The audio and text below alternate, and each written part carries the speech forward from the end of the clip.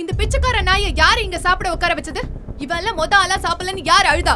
Throw this beggar out of here. ஹே சந்தியா, வாய மூடு. அறிவு இருக்கா உனக்கு? இப்படி ஈவ இருக்கமே இல்லாம சாப்பிடுறவங்களை எழுந்திருக்க சொல்ற? மனுஷியா நீ எல்லாம்? அப்போது அந்த இடத்திற்கு வந்த சந்தியாவின் கணவன் விவேக், கேவலம் ஒண்ணுக்கு உதவாத அந்த பிச்சைக்காரனை கல்யாணம் பண்ணிட்டு பெருசா சீன்லாம் போடாத.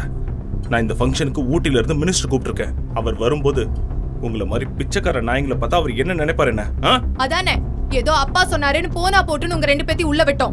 அதுக்கு உங்க லோக்கல் புத்திய காட்டிட்டீங்கல்ல. வேணும்னா சாப்பாட்டு பார்சல் கட்டி தர, வெளியில எடுத்துட்டு போய் சாப்பிடுங்க. சூர்யா, இதுக்கு மேலயும் நீங்க அவமானப்படுறதை என்னால பார்க்க முடியாது. எந்திரிங்க ப்ளீஸ். பிரீத்தி கோபத்தில் அந்த இடத்தை விட்டு நகர்ந்து சென்றாள். உடனே சூர்யாவும் அமைதியாக பிரீத்தியின் பின்னால் சென்றான். யார் யாது? இவன் ஒரு அனாதை பையன் சார். இவன் பேரு சூர்யா. இந்த வீட்டு ஓனர் சந்தியா இருக்காங்கல்ல, அவங்க அக்கா பிரீத்தியை தான் இவன் கல்யாணம் பண்ணிருக்கான். என்னையா சொல்ற? 500 கோடிக்கு வாரிசான அந்த பிரீத்திய எப்படியா அந்த பிச்சைக்கார நாய்க்கு போய் கல்யாணம் பண்ணி கொடுத்தா? அதான பெரிய மர்மமா இருக்கு. திடீரென அந்த வீட்டு வாசலில் மலமளவென சைரன் பொருத்திய கார்கள் சீறிக்கொண்டு வந்தன. அதிலிருந்து தன் பிளாக் கேட்ஸ் படையுடன் இறங்கிய மினிஸ்டரை விவேக், மினிஸ்டர் இஸ் ஹியர்.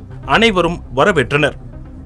அனைவருக்கும் வணக்கம் வைத்துக் கொண்டிருந்த மினிஸ்டரின் முகம் திடீரென தூரத்தில் எதையோ பார்த்து அதிர்ச்சியாக மாறியது. கூட்டத்தில் தன் முகத்தை மறைத்தபடி சூர்யா மெல்ல நகர்ந்து செல்ல, சூர்யா, திடீரென அவனின் கையை ஒரு கை இறுக்கமாக பிடித்தது. சூர்யா சார், நீங்களா? என்ன சார் கூலம் இது? உங்க அப்பாயின்மெண்ட்டுக்காக நான் எவ்வளவு நாள் காத்துக்கிட்டு இருக்கேன் சார். முதல்ல வாங்க சார், சாப்பிடலாம். உண்மையில் யார் இந்த சூர்யா? பேங்க் அக்கவுண்டில் மினிமம் பேலன்ஸ் கூட இல்லாத சூர்யாவிற்கு அமைச்சர் ஏன் இவ்வளவு மரியாதை கொடுக்கிறார்? சூர்யா எங்கிருந்து எப்பொழுது ஊட்டிக்கு வந்தான்? அவன் என்ன காரணத்திற்காக பிரீத்தியை திருமணம் செய்து கொண்டான்? எதற்காக அவர்கள் அந்த உறவில் நீடித்து வருகின்றனர்? வாருங்கள் பார்க்கலாம்.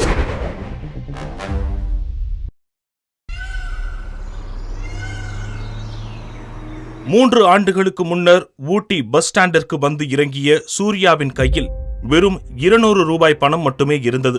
அதோடு அவன் முகத்தில் பெரும் சோகமும் நிரம்பி இருந்தது. குறைந்த விலைக்கு சாப்பிட ஒரு ரோட்டு கடைக்கு சென்றான்.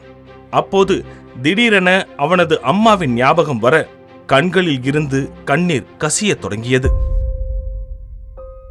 சூர்யா அவனது அம்மாவை இழந்து அன்றோடு 2 வாரங்கள் ஆயிருந்தன. சூர்யாவிற்கு எல்லாமே அவனது அம்மாதான். நீண்ட நாட்களாக உடல்நிலை சரியில்லாமல் மரணப்படுக்கையில் கிடந்த அவனது அம்மாவை காப்பாற்ற சில லட்சங்கள் தேவைப்பட்டன. இதில் பெரிய கொடுமை என்னவென்றால், சூர்யாவிற்கு அவனது சொந்த குடும்பத்தாரே உதவுவதற்கு முன்வரவில்லை. சரியான சிகிச்சையை உரிய நேரத்தில் அளிக்காததால் சூர்யாவின் அம்மா இந்த உலகை விட்டு மறைந்து விட்டார். சொந்தங்கள் மீதும் இந்த வாழ்க்கையின் மீதும் இருந்த நம்பிக்கை அவனது அம்மாவின் மரணம் முற்றிலும் இழக்கச் செய்திருந்தது. இதோ இப்போது அனாதையாக இந்த ரோட்டு கடையில் சாப்பிட முடியாமல் கை காய்ந்து போகும் அளவிற்கு நீண்ட நேரமாக தன்னிலை மறந்து அமர்ந்திருந்தான் சூர்யா. டேய், யார் அது? எனக்கு தெரியலண்ணே. தம்பி, யார் நீங்க? வந்து ரொம்ப நேரம் ஆகுது. வேற எதுவும் சாப்பிட்றீங்களா? கடை எடுத்து வைக்க போறேன். சாரிண்ணா, நான் ஏதோ ஒரு நினைப்புல என்று கூறிவிட்டு தனது கையை கழுவச் சென்றான் சூர்யா. அவனது சோர்ந்த முகத்தையும் அழுக்கான சட்டையையும் பார்த்து கடைக்காரர் இரக்கம் கொண்டார். தம்பி, ஊட்டியில நீங்க எங்க போனோம்? சொந்தக்காரங்க, தெரிஞ்சவங்க, ஃப்ரெண்ட்ஸ் யாராவது இருக்காங்களா? அப்படி யாரும் இல்லை. அப்புறம் எதுக்கு தம்பி இங்க வந்தீங்க? அது ஏதோ ஒரு யோசனையில் அப்படியே பஸ் ஏறி வந்துட்டேன். எங்கே போகிறது, என்ன பண்ணுறதுன்னே தெரியல. எனக்குன்னு இருந்த ஒரே ஒரு சொந்தம் என் அம்மா மட்டும்தான். அவங்களும் கொஞ்ச நாள் முன்னாடி இறந்து போயிட்டாங்க. என்ன பண்ணுறதுன்னு தெரியலை. அப்படியே இங்கே ஏதாச்சும் ஒரு வேலையை பார்த்துட்டு இருந்துருவேன். என்னப்பா சொல்கிற? யாரும் இல்லைங்கிற, எங்கே போகிறதுன்னு தெரியலங்கிற. உன்னை பார்த்தாலே ரொம்ப கஷ்டமாலப்பா இருக்கு. நீ இங்கே இரு, அண்ணன் மதியம் சாப்பாடு ரெடி பண்ணுறேன், இருந்து சாப்பிட்டு போ. இந்தாங்க. அட, அதெல்லாம் ஒன்றும் வேணாம், உள்ள வைப்பா. உங்களுக்கு எதுக்கு தேவையில்லாம? தம்பி, சாப்பிட்டு தான் போகிறேன். அதுக்குள்ளே ஏதாவது யோசனை வந்தால் சொல்கிறேன். உக்காருப்பா. அண்ணா, என்னால் முடிஞ்ச உதவி நான் ஏதாவது பண்ணுறேண்ணா. சொன்னா கேட்க மாட்டேன். சரி வா. சூர்யா எதிர்பாராமல் ரோட்டை கவனிக்கிறான். எதிரே ஒரு கார் பிரேக் டவுன் ஆகி நிற்க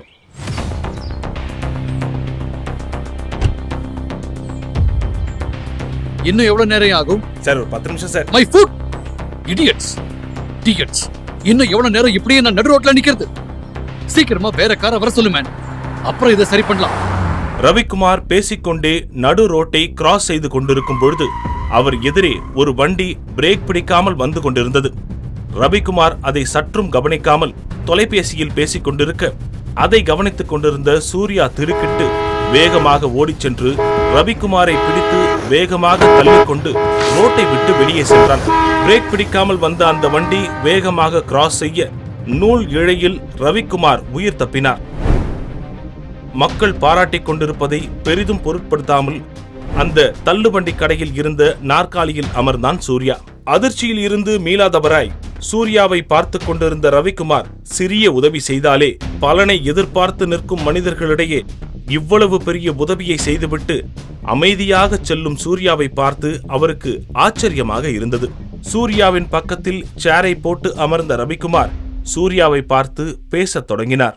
என் உயிரை காப்பாத்துனதுக்கு ரொம்ப நன்றி சார். பரவாயில்ல சார், நன்றியெல்லாம் வேணாம் சார். அப்படி இல்ல தம்பி, நீங்க நினைச்சிருந்தா இதோ மத்தவங்கள மாதிரி தள்ளி நின்னு சும்மா வேடிக்கை பார்த்துருக்கலாம். ஆனா நீங்க அப்படி செய்யலையே. ரொம்ப தைரியமா துணிஞ்சு முன்ன வந்து என் உயிரை காப்பாத்திருக்கீங்க. இது சாதாரணம் கிடையாது, பெரிய விஷயம் தம்பி. நீங்க யாரு? இங்க ஊட்டியில தான் இருக்கீங்களா? நான் வந்து ஐயா, பையன் வெளியூர்னு சொன்னா சொந்த பந்தம்லாம் யாரும் இல்லை, பொழப்ப தேடி வந்திருக்கான். காலையிலேருந்து நம்ம கடையில் தான் உட்காந்துருக்கான். பார்க்கவே பாவமாக இருந்துச்சு, அதான் இருந்து சாப்பிட்டு போன்னு உட்கார வச்சிருக்கேன். நல்ல வேளை நீங்கள் வந்துட்டீங்க. தம்பி, சொல்லணும்னு தோணுது, தப்பா நினைச்சுக்காதீங்க. நீங்க பேசாம என் கூடயே வந்துருங்களேன். உங்களுக்கு ஒரு நல்ல வேலையை நான் ஏற்பாடு பண்ணி தரேன். இல்லை சார், பரவாயில்ல. இன்னைக்கு தான் உங்களை முதல் தடவையா பார்க்கறேன்.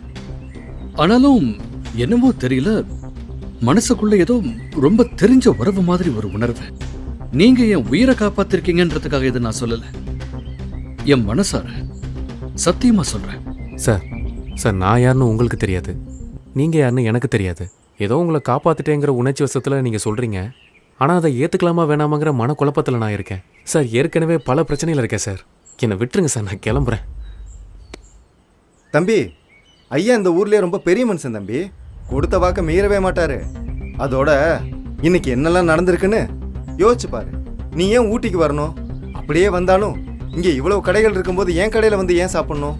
உன் கஷ்டத்தை கேட்டு சங்கடப்பட்டு உன்னை ஏன் இங்கே இருக்க சொல்லணும்? எல்லாமே ஒரு காரணமாக தான் நடந்துட்டு இருக்கு தம்பி. எதை பற்றி யோசிக்காம ஐயாவோட கிளம்பி போங்க.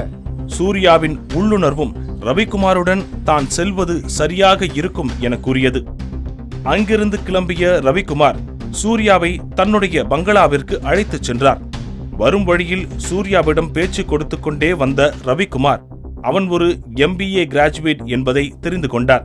அதோடு சூர்யாவின் வலது கையில் இருந்த பெரிய மச்சத்தையும் ரவிக்குமார் கவனித்தார். அதே போன்றதொரு மச்சத்தை இதற்கு முன்னால் எங்கோ பார்த்திருப்பதை உணர்ந்த ரவிக்குமார் அது எங்கே, யாரிடம் என்பதை நினைவு கூற முயன்றார். ஆனால் அவருக்கு சட்டென எதுவும் நினைவுக்கு வரவில்லை. ரவிக்குமார் மற்றும் சூர்யா இருவரும் வீட்டுக்குள்ளே செல்ல, பாருங்க, தம்பி பேரு சூர்யா, வெளியூர்ல இருந்து வந்திருக்காரு. கொஞ்ச நேரத்துக்கு முன்ன பஸ் ஸ்டாண்ட் பக்கத்துல ஒரு பெரிய ஆக்சிடென்ட்ல என் உயிரே போயிருக்கும். அதுல இருந்து தம்பி தான் என்ன காப்பாத்தினாரு. அப்பா, உங்களுக்கு ஒன்னும் ஆகலையே? இல்லம்மா, எனக்கு ஒண்ணும் இல்ல. அதான் சொன்னேனே, சரியான சமயத்துக்கு வந்து இந்த தம்பி என்ன காப்பாத்திட்டாரு. ரவிக்குமார் பேசிக் கொண்டிருக்க வனிதா மற்றும் சந்தியா இருவரும் அலட்சியமாக இருந்தனர். பிரீத்தி சூர்யாவின் பக்கம் திரும்பி பார்த்து கனிவான பார்வையுடன் பேசினாள். சூர்யா, உங்களுக்கு எப்படி நன்றி சொல்றதுனே தெரியல. எனக்கு எங்க அப்பா தான் எல்லாமே. அவரோட உயிரை நீங்க காப்பாத்திருக்கீங்க. நீங்க ஏதாச்சும் கேட்டே ஆகணும். நான் உங்களுக்கு கைமாற ஏதாவது பண்ணி ஆகணும். ஐயோ, அதெல்லாம் பரவாயில்லைங்க. ஏங்க, உங்களுக்கு ஆக்சிடென்ட் ஆன நேரத்துல அவர் உங்க உயிரை காப்பாத்திருக்காருன்னா அவருக்கு நீங்க ஏதாவது ஹெல்ப் பண்ணிட்டு வந்திருக்கலாமே. எதுக்கு நம்ம வீட்டுக்கு கூட்டிட்டு வந்தீங்க? ஆமா டாடி, இந்த மாதிரி பிச்சைக்கார நாயங்களை வீட்டுக்கு கூட்டிட்டு வந்திருக்கீங்க. I can't trust these kind of people.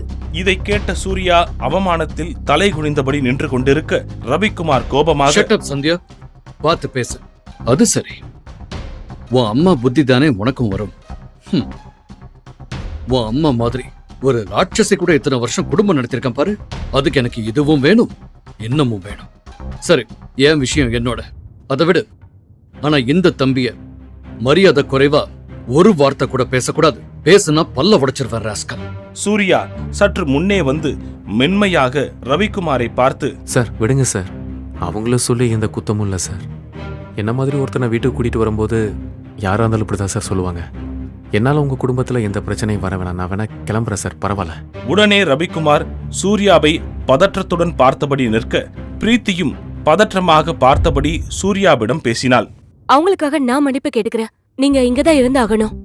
எங்க அப்பா உயிரை காப்பாத்திருக்கீங்க, அதுக்கு நன்றி கடனா நீங்க இங்கதான் இருந்தாகணும் சூர்யா.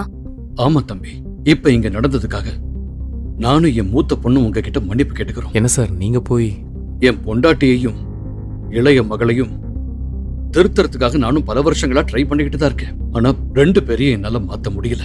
இப்போ இவங்க சொல்றது கேட்டு நீங்க இந்த வீட்டை விட்டு கிளம்பி போனீங்கன்னா ஒரு நல்ல பையனை வீட்டுக்கு கூட்டு வந்து அவமானப்படுத்தி அனுப்பிட்டோங்கிற குற்ற உணர்ச்சியோட நான் ஆயுசு முழுக்க வாழ வேண்டியிருக்கும். பிரீத்தியும் ரவிக்குமாரும் மாறி மாறி வற்புறுத்த அவர்களின் வார்த்தைக்கு கட்டுப்பட்டு சூர்யா அங்கே தங்குவதற்கு சம்மதித்தான். இத பாருங்க, இன்னொரு தடவை இவர்கிட்ட யாராவது மரியாதை குறைவா பேசுனீங்க அப்புறம் நான் மனுஷனாவே இருக்க மாட்டேன்.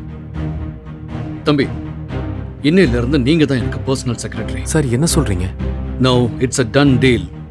All right, பிரீத்தி, இவர் இங்கேயே தங்க எல்லா ஏற்பாடும் பண்ணிடு. நாட்கள் ஓடின. சூர்யா ரவிக்குமாரிடம் வேலைக்கு சேர்ந்து 6 மாதங்கள் ஆயிருந்தது. சூர்யா கொடுத்த ஆலோசனைகளின்படி ரவிக்குமார் எடுத்த முடிவுகள் பெரும் வெற்றி அடைந்திருந்தன. சூர்யாவின் மீது ரவிக்குமார் வைத்திருந்த நம்பிக்கை பெரிதும் அதிகரித்திருந்தது. அதே சமயம் சூர்யாவின் வலது கையில் இருந்த அந்த மச்சம் குறித்து ரவிக்குமார் அவ்வப்போது ஆழ்ந்து யோசித்து வந்தார். ஆனால் அவருக்கு சரியான விடை கிடைக்கவில்லை.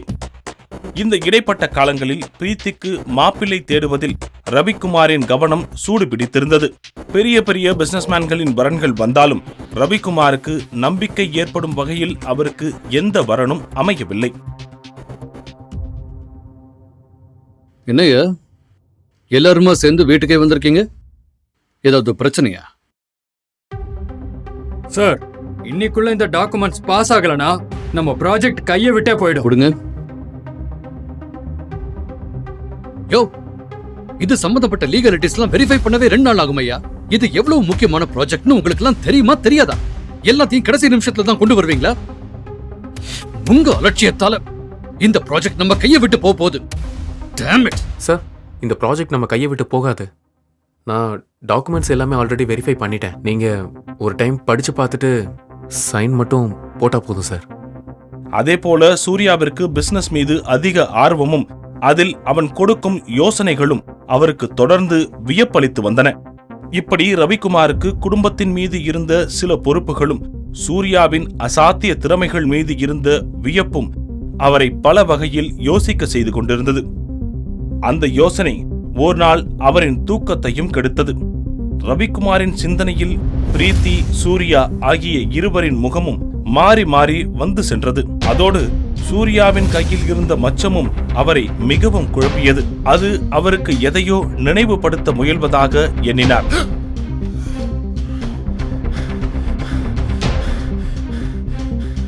அந்த மச்சத்திற்கான உண்மை தெரிய வந்தது. தூக்கத்தில் வியர்த்து கொட்ட திடுக்கென எழுந்த ரவிக்குமார், அப்படின்னா சூர்யா? ஐயோ, இது இத்தனை நாளா எப்படி என்னோட நினைவுக்கு வராம போச்சு? சூர்யாவை இத்தனை நாளா ஒரு சாதாரண பையனா நினைச்சிட்டமே. அவனோட இந்த நிலைமைக்கு தெரிஞ்சோ தெரியாமலோ நானும் ஒரு காரணம் ஆகியிருக்கேன். இந்த ஊட்டி மொத்தமும் என்ன ஒரு பெரிய ஆளா பாக்குது. ஆனா இங்க யாருக்கும் தெரியல. என்ன விட இன்னும் என்ன மாதிரி இருக்கிற 100கணக்கான கோடீஸ்வரங்க சேர்ந்து நின்னா கூட சூர்யாவுக்கு ஈடாக முடியாது. இப்ப கூட சூர்யா நினைச்சா இந்த ஒட்டுமொத்த தமிழ்நாட்டோட பிசினஸ் சாம்ராஜ்யத்தையும் புரட்டி போட முடியும். ஆனா அவ்வளவு பெரிய அந்தஸ்தையும் செல்வாக்கையும் விட்டுட்டு அவன் ஏன் இப்படி ஒரு நிலைமையில இருக்கான்? ஐயோ கடவுளே, நான் பண்ண தப்புக்கு நானே ஒரு பிராயச்சித்தம் செய்யணும், செஞ்சே ஆகணும். மறுநாள் காலை விடிந்ததுமே தன்னுடைய வீட்டு தோட்டத்தில் தனது மகள் பிரீத்தியையும் சூர்யாவையும் தனியே அழைத்து பேசினார். உங்க 2 பேர்கிட்டையும் நான் ஒரு முக்கியமான விஷயம் பேசணும். ரொம்ப நாளாவே என் மனசுக்குள்ள ஒரு யோசனை ஓடிக்கிட்டு இருக்கு. ஆனா அதோட முடிவு உங்க 2 பேர் கையில தான் இருக்கு. நீங்க 2 பேரும் தப்பா நினைக்கலன்னா நான் அதை சொல்றேன். சார், நீங்க என்ன சார் பெரிய வார்த்தையெல்லாம் சொல்றீங்க? நீங்க எது சொன்னாலும் செய்யறேன். அப்பா, எதா இருந்தாலும் சொல்லுங்கப்பா.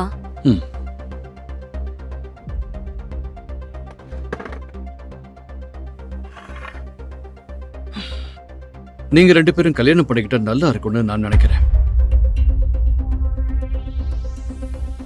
என்னடா இவன் திடீர்னு இப்படி சொல்றான்னு தப்பா நினைக்காதீங்க.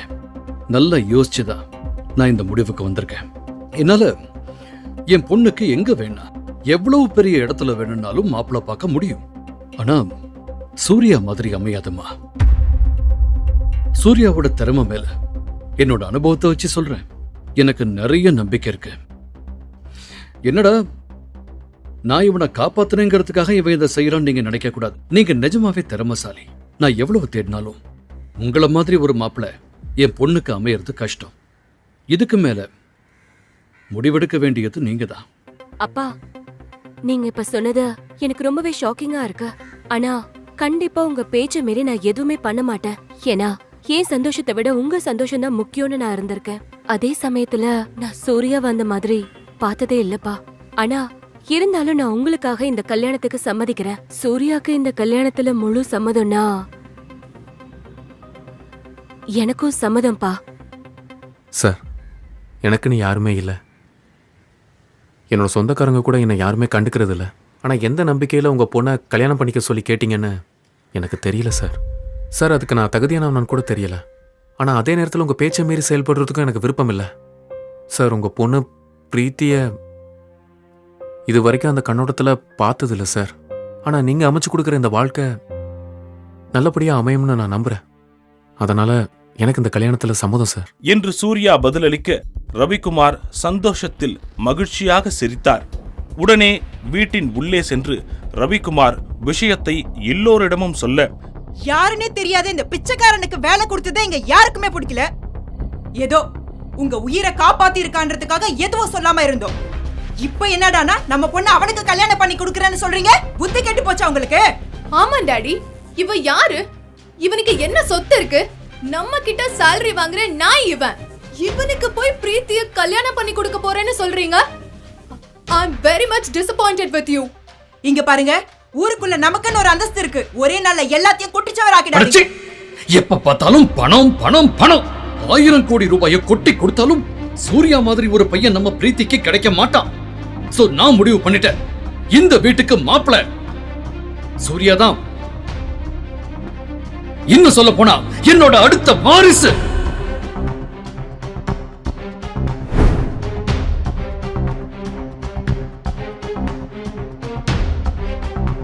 So mind it. இன்னொரு தடவை இந்த வீட்ல யாராவது சூர்யாவை பத்தி ஏதாவது தப்பா பேசினாலோ இல்ல சத்தம் போட்டாலோ என ரவிக்குமார் பேசிவிட்டு கோபமாக தன்னுடைய அறைக்குள் சென்றார். ஒரு வழியாக அடுத்த 6 மாதத்தில் அவர்களது திருமணம் நடந்து முடிந்தது. தன்னுடைய மனதில் இருக்கும் அந்த ரகசிய காரணத்தினாலும் தன்னுடைய லட்சியத்திற்காகவும் பிரீத்தியிடம் இருந்து விலகியே இருந்தான் சூர்யா. எந்த காரணத்திற்காகவோ அவர் தயங்குகிறார் என அவனது நிலையை புரிந்து கொண்ட பிரீத்தியும் அவனை கட்டாயப்படுத்தவில்லை. இந்த இடைப்பட்ட காலத்தில் பிரீத்தியின் தங்கை சந்தியா ஒரு பெரிய கோடீஸ்வர குடும்பத்தில் திருமணமாகி சென்றிருந்தாள். எது மாறியதோ இல்லையோ, சூர்யா குறித்த எண்ணங்களும் அலட்சிய போக்கும் வனிதாவிடமும் சந்தியாவிடமும் மாறவே இல்லை. பல அவமானங்களை சூர்யா சந்தித்திருந்தாலும் பிரீத்திக்காகவும் ரவிக்குமாருக்காகவும் அதனை பொறுத்துக் கொண்டான். அதன் காரணமாகவே இன்று சந்தியாவின் வீட்டு விசேஷத்திலும் சூர்யா கலந்து கொண்டான். அப்பொழுது சரியான சமயத்தில் அங்கு வந்த ஆளுங்கட்சி மந்திரி ஆதிசேஷன் சூர்யாவை பார்த்து அதிர்ச்சியாகி சூர்யாவிடம் குனிந்து கைகட்டி பேசினார். அதை பார்த்து சந்தியா அதிர்ச்சியாக கூட்டத்தில் இருந்து முன்னே வந்து மினிஸ்டரை பார்த்து, நீங்க தான் சீஃப் கெஸ்ட், இவன் கைய பிடிச்சு பேசிட்டு இருக்கீங்க. he is just a servant. வாய மூடுங்க. நீங்க யார்கிட்ட பேசிட்டு இருக்கீங்க தெரியுமா? அவரால தான் இன்னைக்கு நான் இந்த நிலைமையில இருக்கேன். என்கிட்ட எவ்வளவு மரியாதையா நடந்துக்கிறீங்களோ அதை விட 100 மடங்கு அதிக மரியாதையா சூர்யா சாருக்கு நீங்க எல்லாரும் கொடுக்கணும். புரிஞ்சுதா? நான் மட்டும் இல்ல, என்னை மாதிரி எத்தனையோ அரசியல்வாதிகளையும் பிசினஸ் மேன்களையும் சூர்யா சார் உருவாக்கி இருக்கார். இன்னைக்கு இவ்வளவு நடந்ததுக்கு அப்புறமும் அவர் அமைதியா இருக்காருன்னா நிச்சயமா இதுக்கு முன்னாடி ஏதோ ஒரு காரணம் இருக்கும். புரிஞ்சுதா? என்னையா நடக்குது இங்க? அதான் சார் எனக்கு ஒன்றும் புரியல. சூர்யா சார், சார் வாங்க சார், நம்ம வீட்டுக்கு போலாம். அட வாங்க சார்.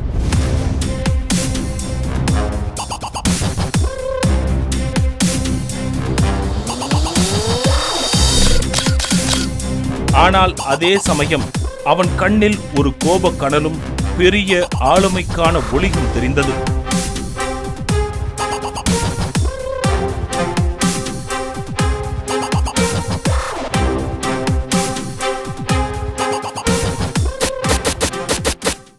தன்னுடைய அம்மாவின் மருத்துவ செலவிற்கு பணம் புரட்ட முடியாதவனின் முன்னால் ஆளுங்கட்சியின் மந்திரி ஏன் தலை குனிந்து கை கட்டி நின்றார்? சூர்யாவின் வலது கையில் அந்த மச்சத்தின் பின்னால் உள்ள ரகசியம் என்ன? என்ன காரணத்திற்காக ரவிக்குமார் தனது மகளை சூர்யாவிற்கு திருமணம் செய்து கொடுத்தார்? சூர்யா என்ன காரணத்திற்காக பிரீத்தியை திருமணம் செய்து கொண்டான்?